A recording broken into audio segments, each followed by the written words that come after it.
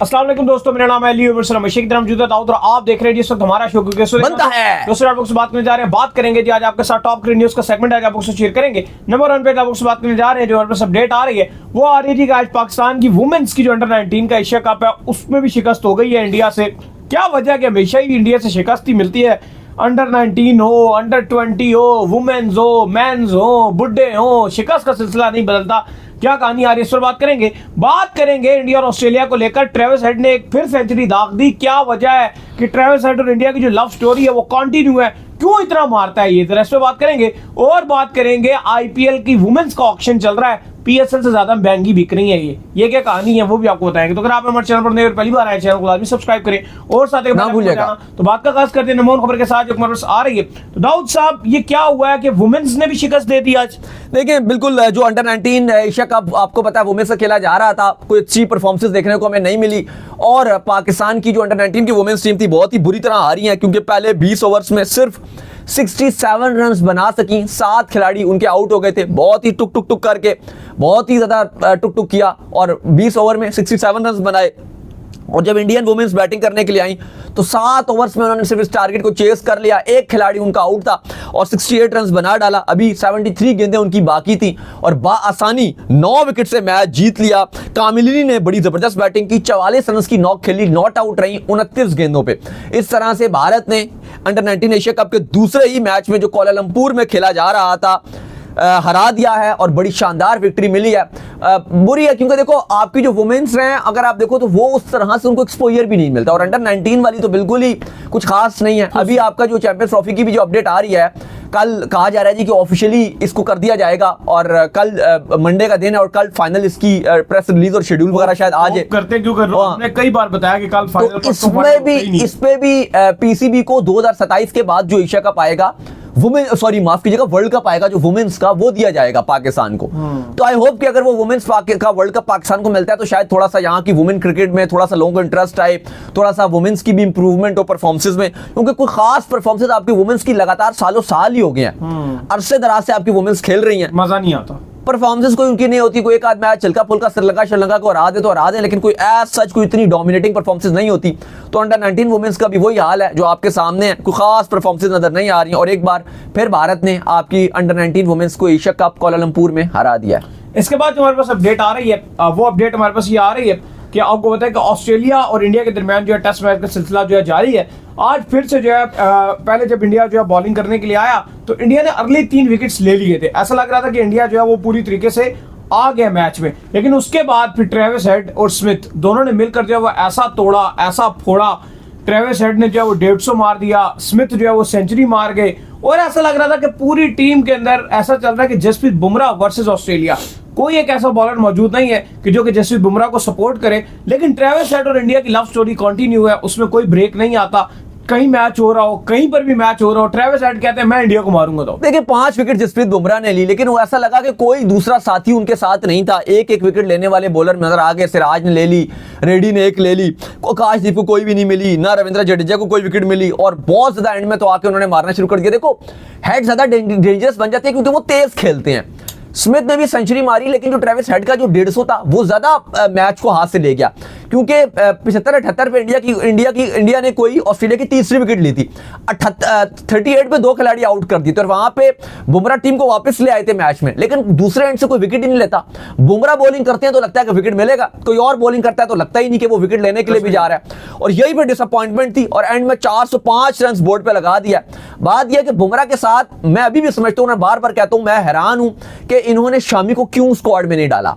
आपको याद होगा मैं और आप दुबई में मौजूद थे, गालिबन हाँ दुबई में हम थे, तो जब इंडिया वहां पर खेल रही थी तो एक जी न्यूज के एक जर्नलिस्ट थे, वो इंटरव्यू उन्होंने हमारा लिया, तो हमने उनको बोला कि मोहम्मद शमी जो हैं उनको आपको बुमराह के साथ डालना पड़ेगा ताकि बुमराह की जो बॉलिंग है बुमराह के साथ एक उन्हीं के लेवल का एक सीनियर हो। जाहिर है बुमराह का स्टेटस बहुत ऊपर है, लेकिन एक एटलीस्ट उनके आधे लेवल का बॉलर तो हो ना, कि जो लगे कि हाँ जी बुमराह अगर फंसा रहा है तो दूसरे से भी कोई विकेट लेके दे। जैसे वर्ल्ड कप 2023 में था, शमी ने ऐसी बॉलिंग की थी कि लोग बोलना शुरू हो गए चिप डल गई। और अभी आप देखो कि वो कभी कह रहे हैं फिटनेस अपनी बेहतर कर लो, फलाना कर लो, ये कर लो, वो रणजी खेल लो, फलाना ट्रॉफी खेल लो, डोमेस्टिक खेल लो। मैं यकीन मानिए अली, अगर मोहम्मद शमी इस टाइम 60% भी फिट है ना, 100% नहीं, 60%।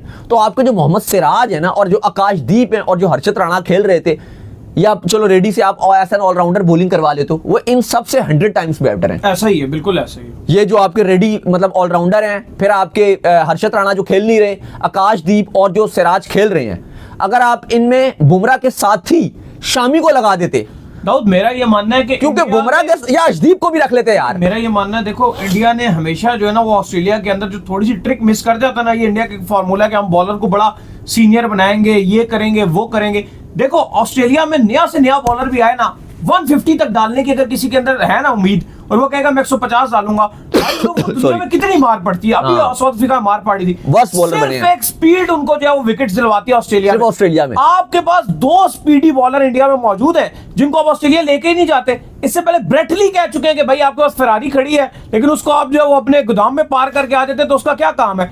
2 बॉलर है ऑस्ट्रेलिया के पास, इंडिया के पास 150, एक उमरान मलिक और वो जो यादव हैं, यादव, दोनों में से एक भी ले जाते ना। चलो यादव का तो अभी वो अनफिट थोड़े हो गए थे, अभी साउथ अफ्रीका टूर में भी नाम था उनका। उमरान मलिक को ले जाते, कोई 150 वाला बॉलर चाहिए दाऊद, जो आपको। अब सिराज बॉल डालता है, ठीक है गुजारा करता है, लेकिन वो मजा नहीं है ना। ये हर्षित राणा वो मजा दे रहे हैं ना, आकाशदीप आज खेल रहे थे। 150 जब एक्स्ट्रा स्पीड आई है, मैंने देखा ऑस्ट्रेलिया पजल हुआ। जब वो सिर्फ पाकिस्तान ने नहीं की, वो वेस्ट इंडीज से भी जोसेफ आया था, उसने भी आकर शमार जोसेफ ने भी वो टूटे हुए उसके शूज थे, लेकिन उसने 150 की बॉलिंग की वहां पर, उसे विकेट। देखो अब आज हर्षित राणा की जगह आकाशदीप को खिलाया था। शुरू के ओवर बहुत अच्छे डाले, चलो कल भी थोड़े से ओवर डाले थे, लेकिन आज की अगर आप बात करते हो, कल तो दिन बहुत ही 10-12 ओवर ही हुए थे। स्पीड नहीं है वो।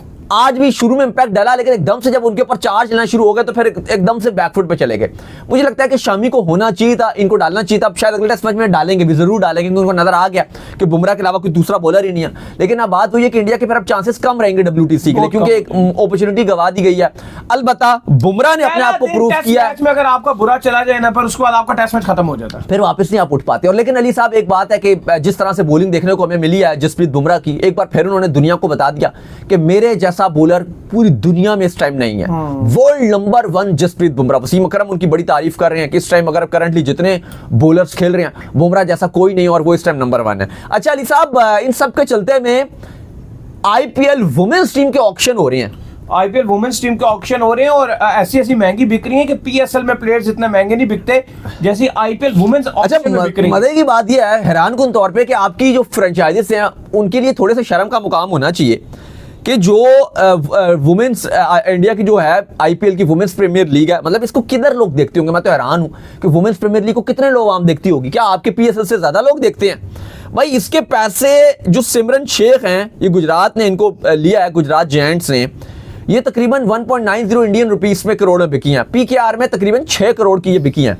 और आपके जो बाबर आजम हैं, या आपके जो टॉप टियर के खिलाड़ी हैं, बाबर आजम ले लो, आप यहाँ पे रिजवान ले लो, या आप किसी ओवरसीज खिलाड़ी को हायर कर रहे हो, एलेक्स हेल्स आपके बड़े महंगे खिलाड़ी बिकते हैं, और कोई 2-4 एक आध आपने जो महंगे महंगे प्लेयर रखे हुए थे, किसी को रखा हुआ है, शादाब खान है यहाँ पे, और बाकी ओवरसीज भी आप ले लो। वैसे तो चलो बड़े नाम इतने नहीं थे, लेकिन फिर भी आप ले लो, तो वो हाईएस्ट एवर जो PSL से कमा रहे होते हैं, वो पाकिस्तानी रुपीस में 4 करोड़। ऐसा ही है। और ये जो है, ये जो सिमरन शेख हैं, ये पाकिस्तानी रुपीस में 6 करोड़ कमा रही हैं। तो आप देखिए कि जो वुमेन्स प्रीमियर लीग की जो अमाउंट है, मतलब सिमरन शेख है, मतलब आप जो भी कहो, आपके बाबर आजम हो गए, आपके शादाब खान हो गए, आपके रिजवान हो गए, आपकी जो बाकी टॉप टियर प्लेयर्स हैं, सिमरन शेख को कौन जानता है भाई? सिमरन शेख को कौन जानता है? उनको दुनिया जानती है, बाबर रिजवान वगैरह को। लेकिन अगर आप देखो कि वुमेन्स प्रीमियर लीग में वो आपके टॉप टियर पाकिस्तानी खिलाड़ियों से ज्यादा, शाहीन शाह अफरीदी आप ले लो, लाहौर कलंदर के सबसे मोस्ट एक्सपेंसिव खिलाड़ी हैं बिल्कुल, लेकिन शाहीन शाह अफरीदी से भी ज्यादा जो पैसे हैं अपनी वुमेन्स प्रीमियर लीग में, वो सिमरन शेख कमा रही हैं। ये भी एक अपने में ही एक बात है। फिर डिंड्रा डोटिन है, ये वेस्ट इंडीज की खिलाड़ी है, इनको भी गुजरात ने लिया, ये 1.70 करोड़ बनते हैं। ये भी तकरीबन अगर आप देखते हो तो तकरीबन 5.5 करोड़ तो बनता होगा, लगभग 5 करोड़ से ऊपर कुछ अमाउंट बनती है पाकिस्तानी रुपीस में। फिर कामिलिनी है, जिन्होंने आज बड़ी अच्छी बैटिंग की है, जबरदस्त नॉक खेली थी अगेंस्ट पाकिस्तान भी अंडर 19 में। 1.60 करोड़ मुंबई इंडियंस इसको ले लिया इंडियन रुपीस में। ये भी अगर आप कन्वर्ट करो तो ये भी तकरीबन 4.5 करोड़ की अमाउंट बन जाती है। तो यानी कि फिर प्रेमा रावत है, ये इंडियन रुपीस में 1.20 करोड़ में RCB ने इनको लिया है। ये भी अगर आप लेते हो तो लगभग ये आपके जो प्रेमा रावत हैं, ये इनकी जो अमाउंट है ना, ये तकरीबन आपके जो टॉप टियर प्लेयर्स होते हैं ना, ये उतने कमाते हैं तकरीबन 4 करोड़ के करीब करीब। ये आपकी प्रेमा रावत जो है, इनके बराबर आपके जो टॉप टियर प्लेयर्स हैं, शाहीन हो गए, रिजवान हो गए, शादाब खान हो गए, बाबर आजम हो गए, हारिस रऊफ हो गए, ये जो आपके टॉप टियर प्लेयर्स हैं वो इनके बराबर कमाते हैं। तो आपकी जो वुमेन जो इंडिया की वुमेन प्रीमियर लीग है, इसकी जो अमाउंट अली साहब वो हमसे ज्यादा जा रही है। तो इसलिए हम बात करते हैं कि इस बार जो आईपीएल के साथ आपका टाकरा बन रहा है, इस बार आपको पैसे बढ़ाने पड़ेंगे। और इस बार शुक्र है पीएसएल की जो मैनेजमेंट है, हमारे जो चेयरमैन मोहसिन नकवी, उन्होंने ऑलरेडी जो सलमान नसीर न्यूली अपॉइंटेड हैं उनको बोला है, आपके पीएसएल के डायरेक्टर हैं उनको बोला है कि पैसे बढ़ाइए, फ्रेंचाइज के पैसे जो आपका एक प्लेयर है, चलो सबके मत बढ़ाओ, लेकिन एक एक प्लेयर के जो पैसे हैं एटलीस्ट वो डबल कीजिए। जहां पे 4 करोड़ लेते हैं तो एटलीस्ट उनको कहें 8 करोड़ पाकिस्तानी रुपीस में, इंडियन रुपीस तो चलो बहुत कम बनेगा, लेकिन उन्होंने कहा जी 8 करोड़ आप एटलीस्ट दीजिए, ताकि जो फॉरेन प्लेयर्स हैं वो आईपीएल में ये ना हो कि कमेंट्री बॉक्स में आके बैठ जाएं। स्टीवन स्मिथ हो गए, वार्नर हो गए, एलेक्स कैरी वगैरह हो गए, बेरिस्टो हो गए, एडम मिलने हो गए, इस तरह के जो प्लेयर हैं, जो टिम साउदी हो गए, वो भी रिटायर्ड हो रहे हैं, इस तरह के बहुत सारे प्लेयर हैं, जो विलियमसन वगैरह हो गए, ये जो नहीं आईपीएल में खेल रहे, इनको ये ना हो कि जी कमेंट्री बॉक्स में बैठाया जाए, तो इससे बेहतर है कि इनको पीएसएल में ट्रैक किया जाए पैसे बढ़ा के। तो आई होप कि ये चीज वर्क कर जाए। साथ ही साथ अली साहब खबर आ रही है शकीबुल हसन के हवाले से, और बताइए जी क्या खबर है। बिल्कुल, खबर ये आ रही है कि शकीबुल हसन को जो है इंग्लैंड क्रिकेट बोर्ड ने जो है बैन कर दिया है। उनका एक्शन जो है बेसिकली काउंटी खेलते हुए जो है रिपोर्ट हुआ है, जिसके चलते अब इंग्लैंड क्रिकेट बोर्ड का ये रूल है कि अब मजीद शकीबुल हसन जो भी टूर्नामेंट जो है इंग्लैंड क्रिकेट बोर्ड के अम्ब्रेला के अंडर आएगा उसमें बॉलिंग नहीं कर सकते, चाहे वो काउंटी हो, चाहे वो आपका 100 बॉल टूर्नामेंट हो, चाहे वो T20 ब्लास्ट हो। लिहाजा अब उनको अपना जो है वो एक्शन क्लियर कर इंग्लैंड के अंदर। और अफसोस की बात यह कि बेचारे ऑलरेडी T20 से रिटायर्ड हैं, टेस्ट से ऑलरेडी रिटायर्ड हैं, ओडीआई में वो कह चुके हैं कि जो आपकी चैंपियंस ट्रॉफी पाकिस्तान में खेली जानी है वो उनकी आखिरी इवेंट होगा। और उसके बाद में बहुत क्रिकेट होती है, मुझे नहीं लगता कि उनको कोई फर्क पड़ता है कि सिर्फ इंग्लैंड के अंडर नहीं खेल सकते। वो वैसे भी इंग्लैंड में तो कम ही खेलते हैं, और वैसे भी जिस तरह के वो एशियन हैं उनको सूट भी एशियन कंडीशन करती हैं। लेकिन मैं बता रहा हूं कि वो एक बात रहेगी ना कि एंड में एक्शन रिपोर्ट हो गया, लेकिन अब तो वैसे ही वो जा रहे थे, वो क्लियर कर लेंगे। खैर, उम्मीद करते हैं आज हमारे शो आपको आएगा पसंद। आप वीडियो को लाइक कीजिए, हमारे चैनल को सब्सक्राइब कीजिए, साथ में बेल आइकन को जाइए, एक और काम कर लीजिए, हमारे फेसबुक पेज को फॉलो कीजिए, लिंक डिस्क्रिप्शन में मौजूद है। अल्लाह हाफिज़, बाय बाय।